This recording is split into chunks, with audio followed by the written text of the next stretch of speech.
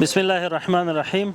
قدرمن و معزز ورونو خویندو، السلام علیکم و رحمت الله و برکاته. تاسو ته بهتره معلومه ده برنامه مو تعقیب کړي دي چې احساس خیریه بنسټ چاته د کاروبار زمینه برابروي، چیرته یتیمانو ته لباسونه اخلي، چیرته کونډو فقیرو بیچارهو ته خوراکي مواد اخلي.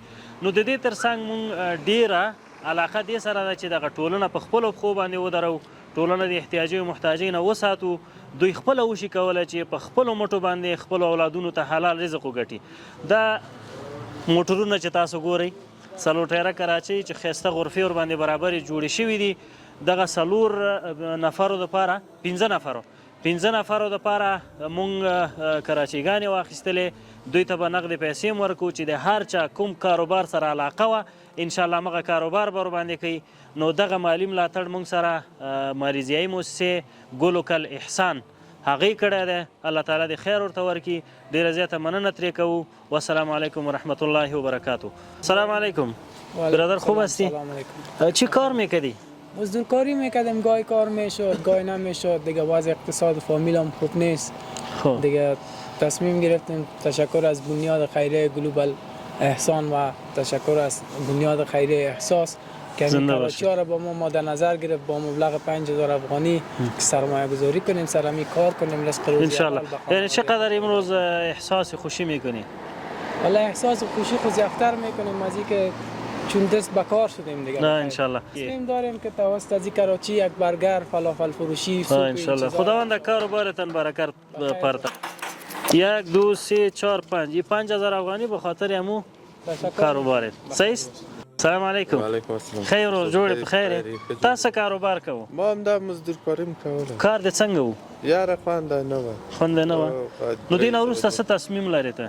دو وروسته تصمیم دا دی چې په دغه در شای پیدا کړ چې کور ته یوسه اولادونه وکړي ذاتي. یعنی ستام علاقمندي په همدې کې وه چې باید په خپلو مټو باندې رزق وګټې که نه؟ ته الله دې کاروبار کې برکت واچوه. دا 15000 افغانۍ شو، انشاءالله تاسو به دې باندې بیا خپل کاروبار شروع کړئ. صحیح ده؟ سلام علیکم. خیري صاحب ښه یې؟ جوړ یې په خیر یې؟ څه کاروبار دې کوو؟ ما خو مزدوري کوله، بس په چوک کې به درېدلو، کله به څه و کله به څه نه و.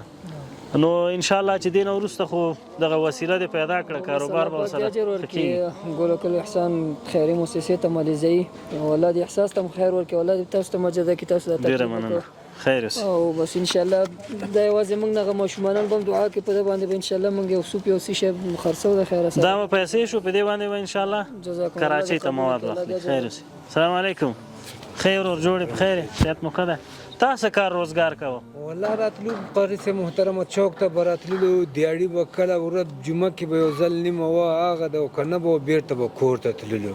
نو کار روزګار خراب دی. انشاءالله تعالی الله تعالی د سره خیر ورکړي ورته چې موږ سره دا کومک وکړو، په دغه به ګورو انشاءالله خپل کور او خپل ماشومانانو ته به یو مړی رزق الله دې برکت پکې واچوي. الله تعالی دې تاسو سره هم ښه وکړي، الله دې هغه ورونو سره هم ښه وکړي چې چا کومک کړی. نو نن څه احساس کوې؟